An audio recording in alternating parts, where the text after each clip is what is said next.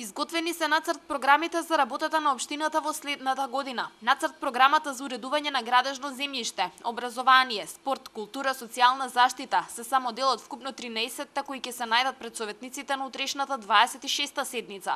По нивното донесување надлежните оваа година ќе реализираат јавни расправи, по чие завршување пак ќе се донесат и конечните верзии на програмите. Носењето на програмите во нацрт фаза не е законска обврска, но е пракса и е потврда за добрата пракса која што ја има воспоставена општината во поглед на транспарентно и отчетно работење. По донесувањето на нацртите ќе следат јавните расправи на кои ќе се повикаат сите жители од подрачјето на општината кои сакаат да дадат своји предлози за реализација на проекти за следната година.